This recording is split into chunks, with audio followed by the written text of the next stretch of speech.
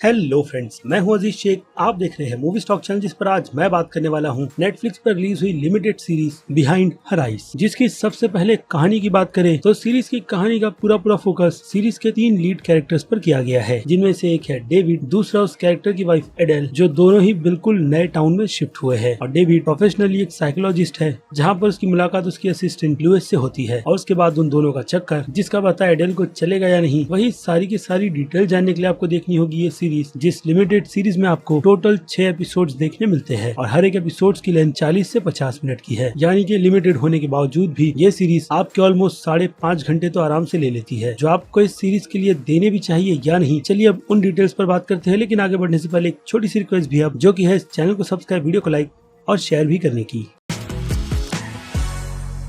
So friends, तो इस series के रिव्यू को स्टार्ट करने से पहले मैं दूर कर देता हूं आपके सारे के सारे डाउट्स, जो डेफिनेटली आपको इस शो को लेकर तो चल ही रहे होंगे कि क्या ये शो हिंदी में अवेलेबल है या नहीं। तो जी हाँ, नेटफ्लिक्स पर इस शो को हिंदी में रिलीज किया गया है, और साथ ही साथ मैं भी क्लियर कर देता हूँ कि शो की हिंदी डबिंग भी अच्छी है, लेकिन खाने के नामों को लेकर बिल्कुल भी नहीं। और इसके अलावा ये शो फैमिली के साथ बैठकर देखने जैसा तो बिल्कुल भी नहीं, क्योंकि शो में आपको कुछ गालियों के साथ साथ सेक्स के साथ साथ न्यूडिटी भी देखने के लिए मिलती है। और अब सबसे बड़ा सवाल कि क्या आपको ये सीरीज देखनी भी चाहिए या नहीं, तो मेरा जवाब है जी हाँ, आपको ये सीरीज बिल्कुल भी मिस नहीं करनी चाहिए, खास करके वो लोग जो लोग साइकोलॉजिकल थ्रिलर देखना पसंद करते हैं। अब जिन भी लोगों को इस साइकोलॉजिकल के टॉपिक के बारे में पता है, तो डेफिनेटली उन्हें ये भी पता होगा कि सीरीज इस जॉनर के हिसाब से स्लो ही रहेगी। तो अब रही बात इस शो के उठाए गए सबसे ज्यादा पॉइंट की, कि 6th एपिसोड होने के बावजूद भी ये मिनी सीरीज हिसाब से काफी ज्यादा लंबी है। तो मुझे लगता है कि लोगों को उस चीज को ध्यान में रखकर इस सीरीज को देखना चाहिए, क्योंकि सीरीज बनाने वाली पूरी की पूरी टीम को ये बात अच्छी तरीके से पता है कि वो लोग ये कंटेंट किस टाइप की ऑडियंस को ध्यान में रखकर बना रहे हैं। यानी कि इससे ये बात भी साफ हो जाती है कि ये सीरीज मासेस ऑडियंस के लिए बिल्कुल भी नहीं है, बट उन लोगों के लिए है जो लोग इस टाइप के स्लो बर्न शो या फिर फिल्में देखना काफी ज्यादा पसंद करते हैं। और ट्रस्ट मी, उनके लिए ये सीरीज हर एक एंगल से काफी सारी चीजें बिल्कुल नई प्रेजेंट करती है, वो भी इसके सस्पेंस को, जो कि बहुत ही ज्यादा लाजवाब है। इतना कि आप गेस नहीं कर सकते कि इस सीरीज का एंड किस तरीके से किया जाएगा। यानी कि ट्विस्ट एंड टर्न इस सीरीज में भर भर कर डाले गए हैं, लेकिन उन सबसे पहले शो अपनी पकड़ बनाता है, खास करके कैरेक्टर्स को लेकर। उसके बाद ही जाकर ये शो अपने तीसरे एपिसोड से काफी ज्यादा इंटरेस्टिंग होता चला जाता है, और एंड के 2 एपिसोड्स तो आपको पूरी तरीके से सोच में डाल देते हैं, खास करके इसकी एंडिंग को लेकर कि शो की एंडिंग किस तरीके से की जाएगी। अब ये मिनी सीरीज है, तो ये बात भी कंफर्म होती है कि इस मिनी सीरीज का सीजन 2 आना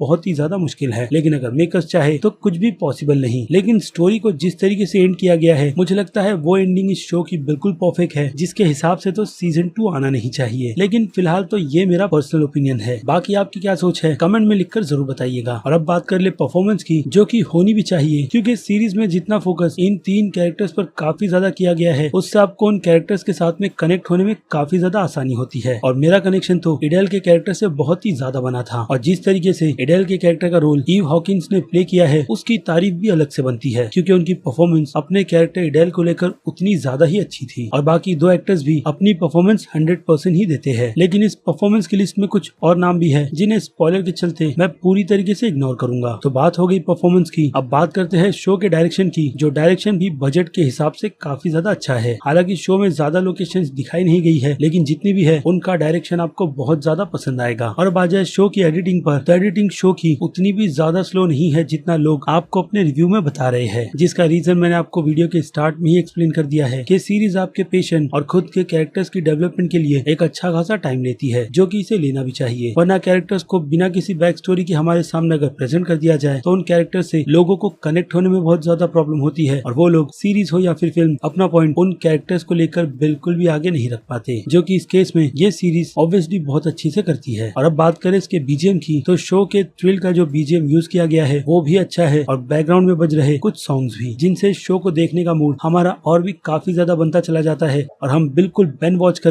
इस पूरे के पूरे लिमिटेड सीरीज को एक ही बार में देखकर खत्म कर देते हैं। यानी कि ये सीरीज आपको पूरी तरीके से ग्रिप करने में कामयाब होगी। अब चलिए सीरीज की बाकी डिटेल में इसकी रेटिंग के टाइम पर डिस्कस कर लेता हूँ, जिनमें अगर मैं बात करूँ इस शो के एक्शन और कॉमेडी की, तो इन दोनों ही कैटेगरी में मैं इस शो को दूंगा 5 में से 0 स्टार की रेटिंग, जो इस शो में है नहीं। और इसके अलावा ड्रामा की बात करें, तो ड्रामा के लिए मेरी रेटिंग बनती है 5 में से 3.5 स्टार की, क्योंकि कहानी हमारे लिए तो इतनी ज्यादा नई नहीं, लेकिन उसमें ट्विस्ट और जो सस्पेंस का तड़का डाला गया है वो बहुत ही ज्यादा अच्छा है, और इसीलिए इसकी सस्पेंस की रेटिंग है 5 में से 4.5 स्टार की, जिसे आप इसके फाइनल एपिसोड के आने तक गेस नहीं कर पाते। और अब बात करें इस शो के हॉरर और थ्रिल के एलिमेंट की, तो सीरीज में हॉरर का एलिमेंट काफी कम है, लेकिन शो को थ्रिल बनाने के लिए कुछ एंगल्स काफी ज्यादा अच्छे डाले गए हैं। और अगर यहाँ पर नाम एडेल के कैरेक्टर को लेकर ही करूंगा, जिन्हें देखकर आपको थ्रिल काफी ज्यादा लगता है, इसीलिए थ्रिल की रेटिंग बनती है 5 में से 2.5 स्टार की। और अब बात करें मास्टर्स ऑडियंस की, तो जैसे कि मैंने कहा, ये शो मास्टर्स ऑडियंस के लिए बिल्कुल भी नहीं है, इसलिए उनकी नजर में शो की रेटिंग है C- की। अब बात करें क्रिटिक्स की, तो क्रिटिक्स को भी ये शो अच्छा ही लगा है, जिसके हिसाब से उनकी नजर में शो की रेटिंग बनती है B+ की। और मेरी पर्सनल रेटिंग की बात करें तो मैं इस शो को दूंगा A- की रेटिंग। रीजन मैंने इस वीडियो में आपको एक्सप्लेन करने की कोशिश की है, बाकी आप सीरीज देखकर भी समझ जाएंगे। वेल, तो ये था मेरा पर्सनल ओपिनियन नेटफ्लिक्स पर रिलीज हुई सीरीज बिहाइंड हर आइज को लेकर, कि मुझे पर्सनली ये सीरीज कितनी ज्यादा पसंद आई है और कितनी नहीं। और हाँ, एक और बात, इस सीरीज की एडेप्टेशन नॉवल से की गई है। अब नॉवल मैंने पढ़ी नहीं है, इसलिए उसकी बात मैंने वीडियो के एंड में की है। तो अब आप अपनी राय मुझे जल्दी से कमेंट करके बताइएगा कि आपने अगर ये सीरीज देखी है तो आपको ये सीरीज एंटरटेनिंग लगी भी है या नहीं। और इसी के साथ साथ मेरे इस वीडियो को भी लाइक करना बिल्कुल भी मत भूलिएगा, क्योंकि इससे मुझे मोटिवेशन मिलती है इस टाइप के कंटेंट को अपने चैनल पर कंटिन्यू रखने की। और चलिए खत्म कर देते हैं वीडियो को यहीं पर। मैं हूं अजीज शेख, आप देख रहे थे मूवी स्टॉक चैनल, जिसे अगर आपने अभी तक सब्सक्राइब नहीं किया है तो सब्सक्राइब भी कर लीजिए और बगल में बने हुए बेल आइकन को भी क्लिक कर दीजिएगा। इससे होता यह है कि मैं अपने चैनल पर जब भी कोई नई वीडियो अपलोड करता हूं, आपको उसकी नोटिफिकेशन सबसे पहले मिलती है। और मैं मिलता हूं जल्दी आपसे दूसरी किसी वीडियो में, किसी और फिल्म या फिर किसी और सीरीज के टॉपिक पर बात करते हुए। तब तक के लिए आप मेरे चैनल के बाकी दूसरे वीडियोस को एंजॉय कीजिए और टिल देन